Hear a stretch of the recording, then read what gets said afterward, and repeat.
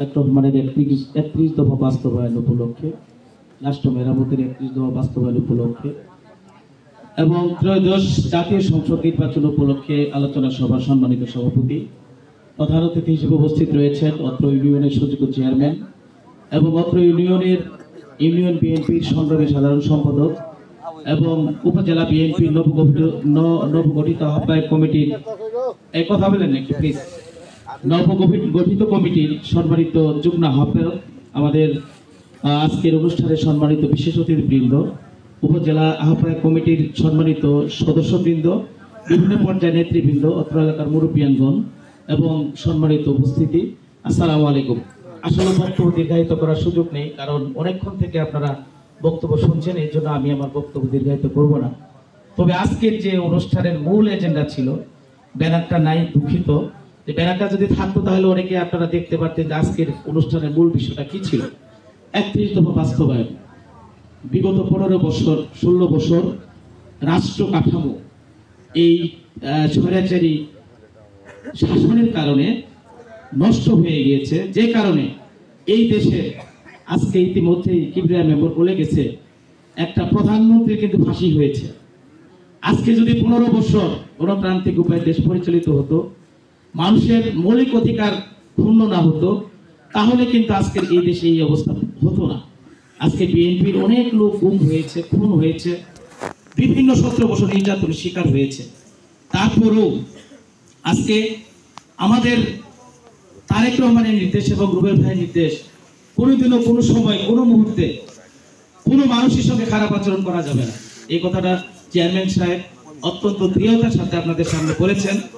আমরাও এই কথা বলি যে আমাদের নলকড়া ইউনিয়নে ৯টা ওয়ার্ডের মধ্যে যদি যারা নেতৃত্ব দিচ্ছেন, দায়িত্ব পালন করতেছেন, আমি উপজেলা আহ্বায়ক কমিটির একজন সম্মানিত সদস্য হিসেবে বলবো, আমরা সব সময় এই দলকে সুসংগবদ্ধ করার জন্য আমরা মানুষের সঙ্গে ভালো আচরণ করার চেষ্টা করব।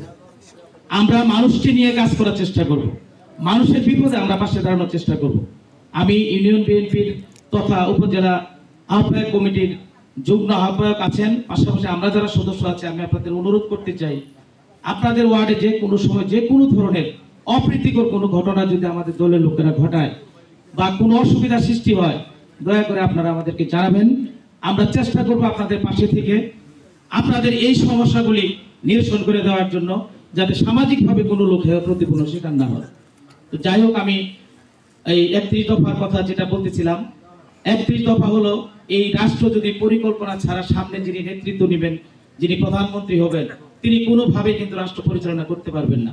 আর এই ৩১ দফা আপনার যে ভোটের অধিকার নিশ্চিত করা, এই ৩১ দফা কৃষকদের অধিকার নিশ্চিত করা, এই ৩১ দফা সাংবিধানিক যতগুলি সংস্থা আছে সেই সংস্থাগুলি যাতে স্বাধীনভাবে কাজ করতে পারে তার দফা নিশ্চিত করার জন্য ৩১ দফা। আপনারা হয়তো অনেকেই ৩১ দফা করেন নাই, ৩১ দফা দেখেন নাই, যারা পড়েছেন তারা এই ব্যাপারে বিস্তারিত জানেন। আমাদের তারেক রহমান সাহেব উনি কিন্তু ২ মেয়াদে প্রধানমন্ত্রীর রূপে থাকবেন না, এরকম একটা নীতিমালা এখানে দিয়েছেন। পাশাপাশি এই যে আমাদের এই ওয়ার্ডের সাধারণ সম্পাদক বললো যে খিচুড়ি খেয়ে ভোট হয়ে গেছে রাত্রে, আপনারা ভোট দিতে পারেন, এরকম তো ৩টা-৪টা নির্বাচন হয়ে গেল। আজকে কিন্তু আওয়ামী লীগ মাঠে নাই, শুধু বিএনপি আর জামাত হলো বিএনপির একটা অংশ মাত্র। বিএনপির সাথে হাত মিলিয়ে তারা নির্বাচন করেছে, তারপরে ১৬ থেকে ১৭টা আসন পেয়েছে। এইবার কিন্তু বিএনপি যদি মাঠে নাও আসে, তারপরেও সরকার গঠনের জন্য মোটামুটি সারা দেশের মানুষই জানে যে বিএনপি সরকার গঠন করবে। এটা হলো একটা ধারণা না, এটা হলো বাস্তবতা।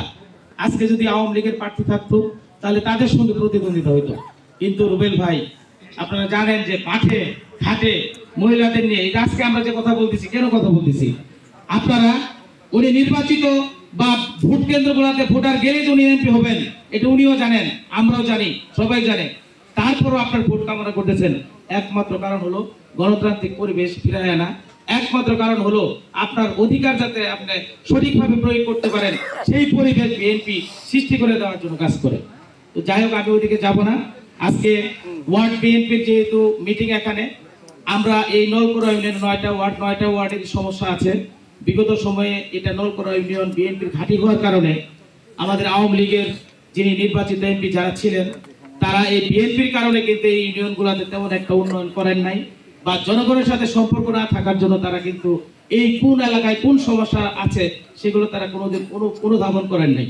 হয়তো মাঠ পর্যায়ে দু একজন দালাল ফালাল এসে যেটা করতো সেটাই হতো, কিন্তু আমাদের যে রুবেল ভাই উনি আনাচে কানাচে নলকরা ইউনিয়ন না 7টা ইউনিয়ন, ঝিনাইগাতি উপজেলার 17টা ইউনিয়ন সম্পর্কে তিনি জানেন। এই জন্য আমি বলতে চাই যে যেহেতু উনি সবকিছু জানেন, আপনারা জানেন বন্যার পরে রাস্তাটা এমপি হওয়া ছাড়াই ওনার সুপারিশের রাস্তা হয়েছে। এই রাস্তা যে রাস্তা আমরা বের হতে পারতাম না সেই রাস্তা হয়েছে। এছাড়া উনি যতগুলি প্রোগ্রাম এসেছেন সেই প্রোগ্রামগুলোতে উনি বলেছেন যে আমাদের যতগুলি সমস্যা আছে তিনি প্রথম মেয়াদে এই সমস্যা সমাধান করে তারপরে এলাকায় আসবেন। আমি জামান ভাইকে আমি অনুরোধ জানাবো, আমরাও আছি, আমরা এমপি মহোদয়কে আসলে ওনার মতন মানুষের কথা বলে শেষ করা যাবে না, 2-3 ঘন্টা বললেও তার গুণের কথা শেষ করা যাবে না। আমরা তার সঙ্গে কাজ করি, আমরা জানি, আপনারাও ওনার ব্যাপারে ইতিমধ্যে অনেক কিছু জেনেছেন। তবে আমি অনুরোধ করবো, বক্তব্য দীর্ঘায়িত করতেছি না, আগামী যে নির্বাচন হবে 26 সালে ফেব্রুয়ারিতে জাতীয় সংসদ ত্রয়োদশ জাতীয় সংসদ নির্বাচন, এখানে ধানের শীষ মার্কায় আপনারা যারা ধানের শীষের প্রেমিক আছেন, ধানের শীষ করেন, এই দল করেন, আমি আপনাদেরকে অনুরোধ জানাবো, হয়তোবা কিছু সমন্বয়হীনতা আমাদের রয়েছে ওয়ার্ড পর্যায়ে বা নেতাদের পর্যায়ে, এই সমন্বয়গুলির দিকে আপনারা লক্ষ্য করবেন না। বিগত 17 বছর থেকে আমরা ক্ষমতার বাইরে, আমাদের সরকার যাতে দেশ পরিচালনার জন্য সরকার গঠন করতে পারে, মাহমুদুল হক রুবেল ভাই যাতে এমপি হতে পারে, এবং তার মাধ্যমে সরকারের মাধ্যমে আমরা কথা দিচ্ছি এই নলকরা ইউনিয়নের যতগুলি ওয়ার্ড আছে যেখানে যে সমস্যা আছে আমরা সংঘবদ্ধভাবে সবাইকে একত্র করে এই সমস্যাগুলি সমাধান করার চেষ্টা করবো ইনশাল্লাহ। বিশেষ করে আমরা এই 4-5টা ওয়ার্ডে আরো বেশি সমস্যা, রাস্তাঘাট একদম অচল, এটা জানেন, এর বলার দরকার নাই। জামান ভাইও কাজ করতেছেন, উনি চেয়ারম্যান, উনিও চেষ্টা করেন, আসলে চেয়ারম্যানের পক্ষে এগুলি রাস্তাঘাট পাকা করা সম্ভব না একজন এমপি ছাড়া। এই জন্য আমি আপনাদেরকে অনুরোধ জানাই, আগামী যে সংসদ নির্বাচন হবে সেই সংসদ নির্বাচনে আমাদের মাহমুদুল হক রুবেল ভাই যেহেতু ধানের শীষ প্রতীক পেয়ে নমিনেশন পেয়েছেন, ইতিমধ্যে তিনি বিভিন্ন জায়গায় আপনারা তার সভা সমিতি শুনছেন, কথাবার্তা শুনছেন, আমি সেই ধানের শীষ প্রতীকে সবার ভোট আহ্বান করে আপনারা ঐক্যবদ্ধ থেকে কারো কথায় কান না দিয়ে আগামী 26 সালে ফেব্রুয়ারিতে এই জাতীয় সংসদ নির্বাচনে আপনাদের মূল্যবান ভোট দিয়ে এলাকার উন্নয়নের স্বার্থে ঐক্যবদ্ধ হয়ে আপনারা তাকে জয়যুক্ত করবেন, এই আশাবাদ ব্যক্ত করে আমি আমার বক্তব্য শেষ করছি। ধন্যবাদ সবাইকে। আসসালামু আলাইকুম ওয়া রাহমাতুল্লাহি ওয়া বারাকাতুহু।